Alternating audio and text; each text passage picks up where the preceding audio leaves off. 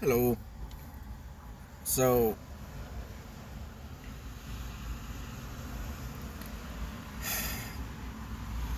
I'm angry and discouraged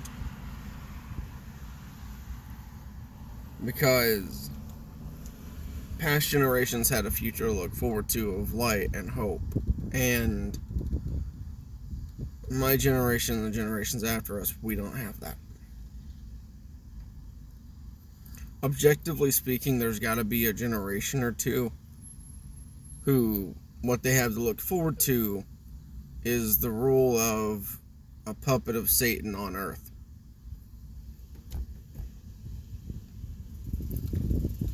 And it is so disingenuous to express genuine concern that, hey, this might actually be it. Like, look at everything going on. At the very least, our nation's on the verge of collapse. And the older generations tell you, no, it'll be fine. Everybody's thought that before. Excuse me, please. It's not going to be you. It's like, but it has to happen someday, right? Yeah, but it's not going to be you. I believe part of the reason why they say that is because they realize that means it could be in their lifetime. It could be somebody they know and care about is going to have to go through it.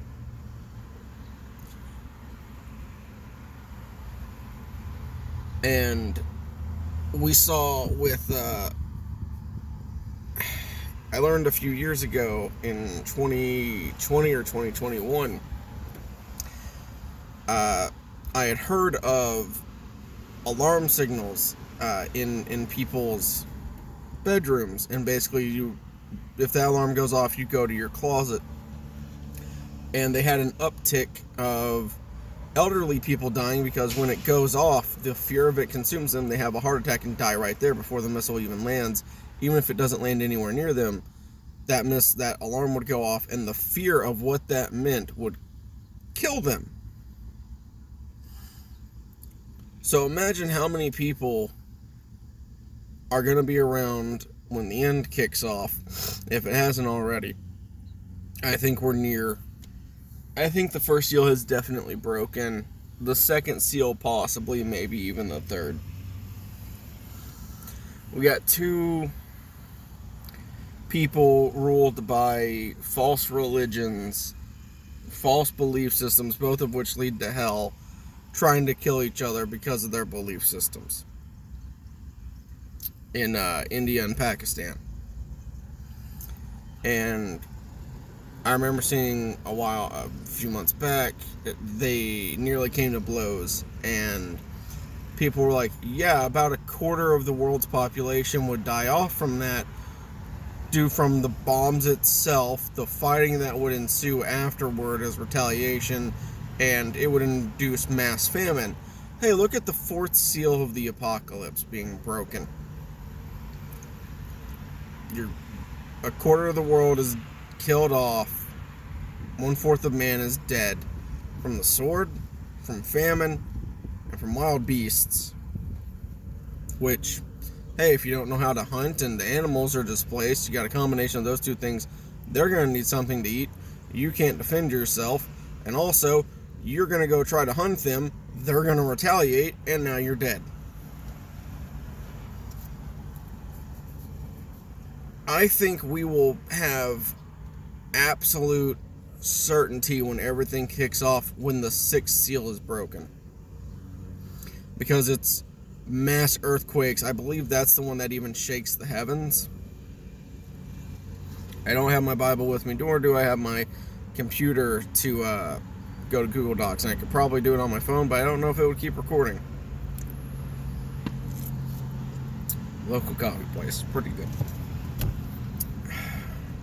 I like the people there. Got high turnover. That's annoying. It's like, hey, what's up, man? And then just, they're gone. It's like, oh, that sucks.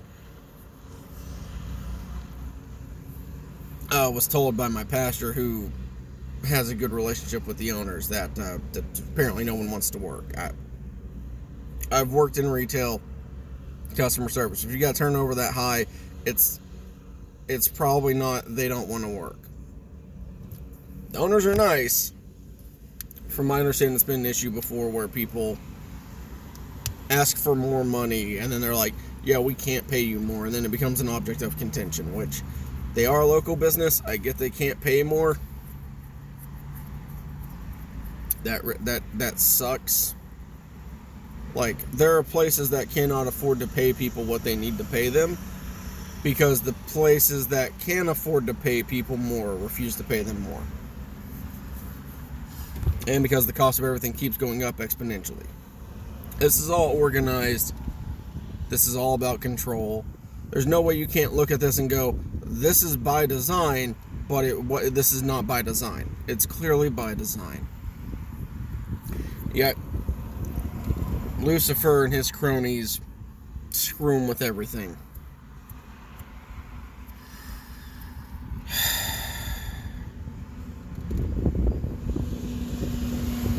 There is no fixing things. There's no, we'll vote the right people in and they'll do right by us, and there is none of that. And the people are so complacent here. Now we're going to lose our rights, and they're going to go, we'll send someone who will fight for us. It's like, hey, you have the Second Amendment to go fight for yourself. You're lazy and you don't want to do it, and you're going to lose your rights, and you're going to rob your children and your children's children of their rights and make it harder for them to be able to exercise their rights, and because you're lazy. The spirit of the nation has been destroyed. There's a mass revival going on with Gen Z, and I'm glad to see that. But there's also a mass walkout of pastors. And to be honest, I'm not sure what's up with that. I need to look more into it.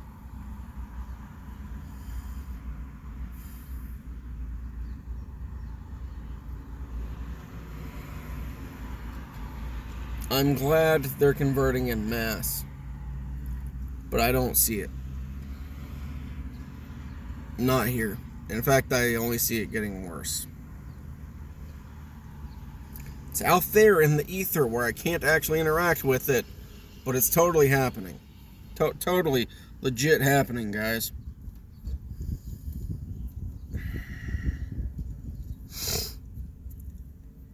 I'm tired.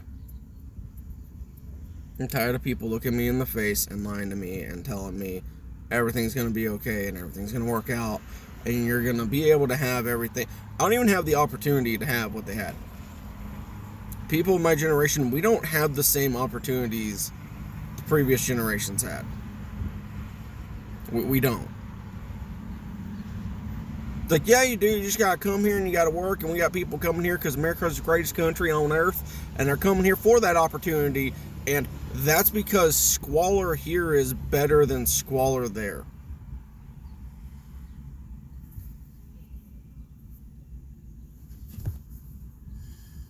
I had 3 bites on my thumb. I don't.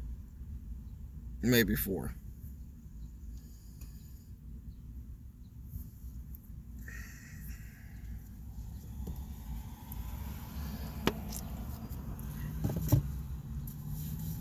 Hey, what's squalor look like in their country? Oh, people using their toenails to cut food on the street and literally serving it to you on like a stone. What's squalor look like here?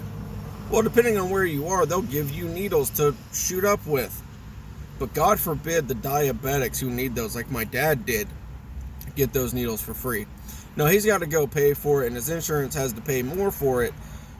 Because of the uptick in price, because of the uptick in just giving them away basically for free for people to shoot up with for safety.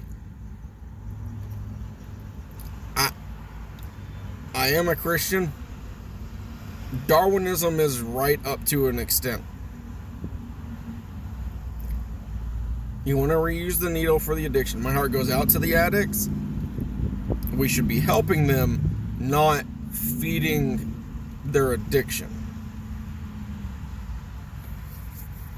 You're not helping an alcoholic by trying to healthily expose them to alcohol and how to do it properly. It's like, no, you gotta go cold turkey. I know alcoholics, and they don't refer to themselves as recovering alcoholics or former alcoholics. They address themselves as, no, I am an alcoholic, and I will be an alcoholic until the end of my life. It's like, more power to you for that. You're honest about it, and I want to help you. You're safe with me because I don't like alcohol being around me, but also Gen Z, I believe, is the one that's like basically killing the alcohol industry because they've seen what it's done to previous generations. Problem is, their vice is vaping. Excuse me, please. And I had a buddy, I don't know if he still works at a vape shop. He's a great dude. Kind of peer pressured me into vaping. Don't care for it. It's there. It exists. I don't like having something in my life that I feel like I have to have, and if I don't have this, like, I'll start to panic. For me, that vice has been candy and soda, and candy is barely a thing anymore, and soda I've been able to go 6 months without before. Granted, it's because it put me in the hospital due to kidney damage that was so severe, they actually thought it was an STI. And I was like, yeah, you can take a good look at me and tell that's not the case. It spread. That's a bit TMI, but I don't know how to edit, and whatever. All of the dark things will be dragged into the light anyway, and our judgments. So, yeah.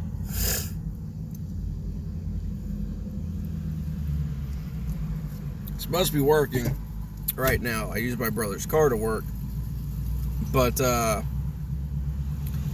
need a day off. Didn't get any orders yet. There's a loud truck coming by now.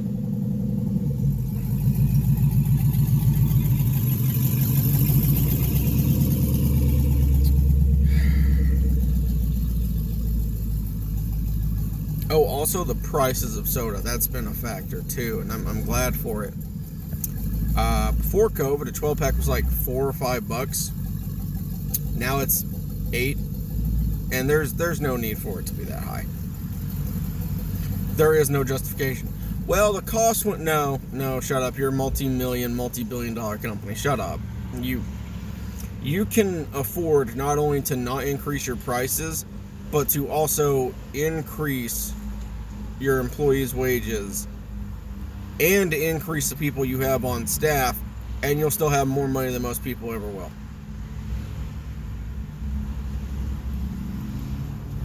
You just want more money. You're gonna die. You're gonna be able to do jack all with the money. It's gonna be burned up in a fire. It's paper money. Hell, it's digital money at this point. It's not even real. There's nothing real about it. It's getting to that point anyway. Never mind the fact the Constitution says we're supposed to pay stuff. States are supposed to pay their debts with gold and silver coins. And I think it says whatever the currency is of the day, though. So, technically, yeah, we can use money that doesn't exist. And that's just absolute control over everybody.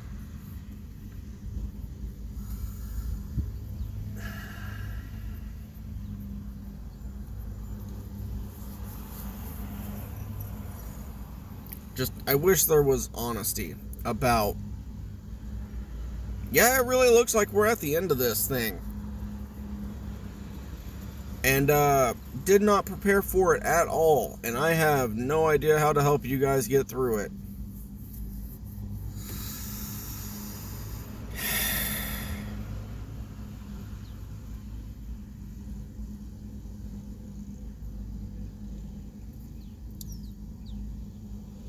I'm tired. I have trust issues, by the way. It actually makes it very fun talking to God, because I know He's listening,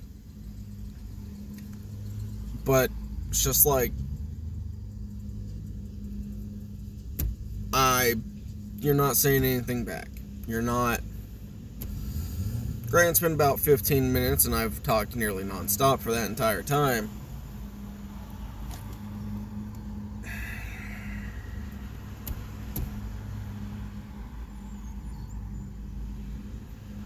Do you know why I'm doing this stuff? The videos. I'm tired of nothing. I'm tired of having everything pent up, and then the only one I can share it to is a God who I can't physically, I can't see, I can't touch, I can't hear, I can't even tell what he smells like. Alright? And I'm alone 90% of the time. And 2/3 of that time I'm alone, I'm working or I'm asleep. And the rest of it, I'm at home, but I don't interact with my family. I barely interact with them.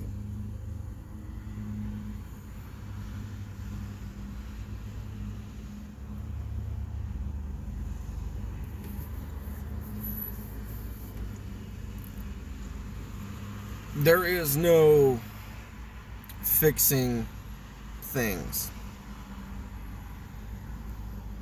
We could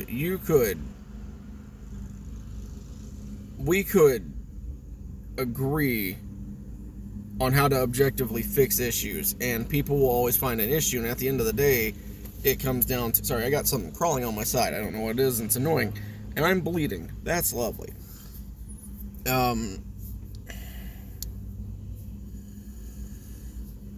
Here's how you fix the housing crisis and inflation and all that. Are you ready? And this is going to make every economist angry. This is going to make a lot of people mad and go, no, you can't do that because it does all this stuff. Well, why does it have those negative effects? Because greed. At the end of the day, it's greed. And there are some people that are honest about it. They're like, let them be greedy. You get to benefit from it. It's like, most people I've heard say that are people who spout to be Christians, and I have no idea how the hell you can sleep at night and say you're a Christian and support greed because it benefits the economy. You're just telling us who your real God is. You can't serve God and mammon, as Jesus said, so as God said. And you serve mammon. You don't serve God. Got it. That's what you care about most. You've made that your personality. Fantastic. I know to disregard everything you say or take it with a pound of salt. Thanks, man. As a chief, there's a well-known... who was it? I don't want to say it's the wrong person. One name's coming to mind, but I might be wrong. But they have a channel on YouTube, and they said, let them be greedy. You get to, let the investors be greedy because you get to benefit from it. Investors are no different than payday lenders. Yet those people condemn payday lenders. Investors are parasites. They're more parasites than payday lenders because they've convinced everyone that you need them for you to function properly, when in actuality, if you got rid of them, total amount of finances would go down, but the economy would be healthier. Hey, my body needs adipose tissue. It needs fat. I'm over 300 pounds. It's like my extra fat saying, yeah, no, dude, you need me. You totally need me because money, and you need the fat for like these base functions. So you totally need me, bro. And my dumb body goes, okay, cool. We'll retain all of this fat, and it will be very difficult for you to lose fat. I've tried before. It sucks. And a few years ago, I was informed I may have... Basically, you get one hardcore attempt, and then after that, if you gain weight back, your body will fight you even more in losing that weight. Like at this point, I would need to manage myself like I am a scientist with a science experiment. That's basically it.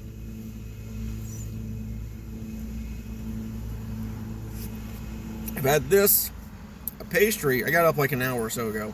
I've had this, spinach and feta pastry, and then something my brother cooked, and I don't know the calorie content of that. I only got a little handful of it, and some noodles, some beef, black beans, and corn.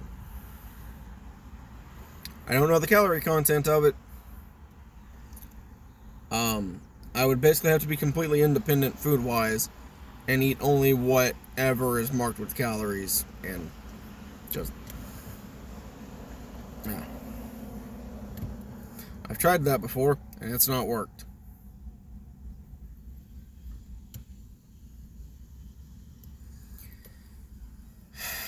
I still seem to overeat no matter how active I am. Which, yes, I am active.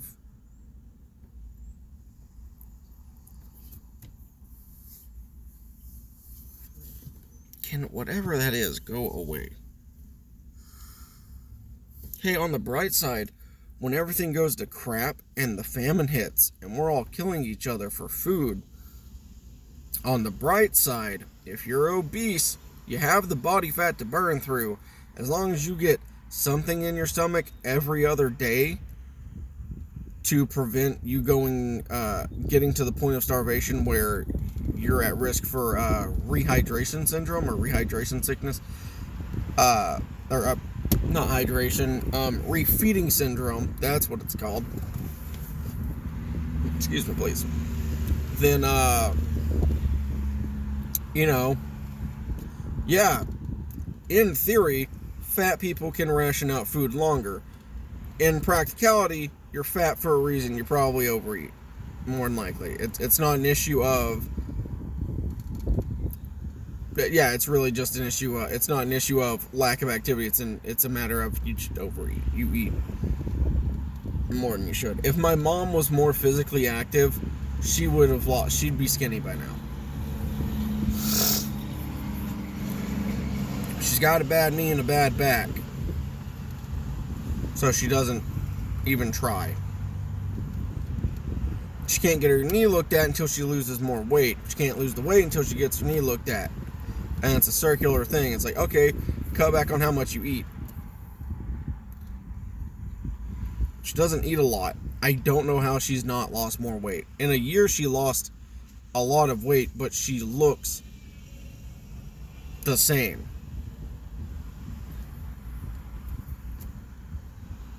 I hate it because I've lost a lot of weight before and I felt exactly the same.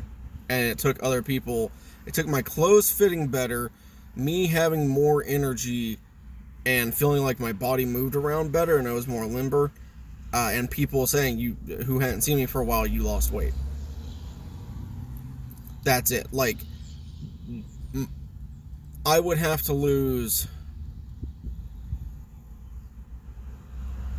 do some math here. If I lost 80 pounds, I would still have the same body type I do. Because I've gained 40 pounds since last year, and I weighed about that much a few years ago when I lost 40 pounds. And I looked exactly the same to me. Like, looking down, looked exactly the same. But my clothes fit. I had more energy when I had energy. Part of the reason why I didn't have energy was I was constantly tired because of my poor dieting. Because I was trying to get the weight off and eat as little as possible. Then I had days where I'd binge eat to just, I was hungry. Those days are gone. No one can afford to be fat. So, on the bright side of the economy screwing everyone over, you're not going to be able to afford to be fat. On the downside, you can't afford basic food. I've got some money saved up, and it's like, okay, cool, I could get toiletries, I could get food, but that food will be gone. I could buy 3 months worth of food to last my family. I don't have that much money.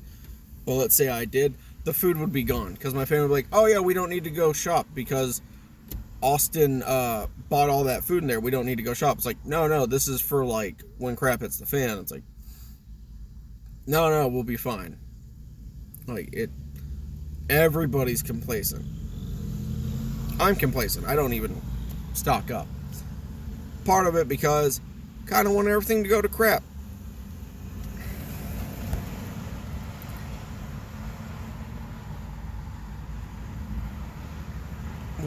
What are you doing?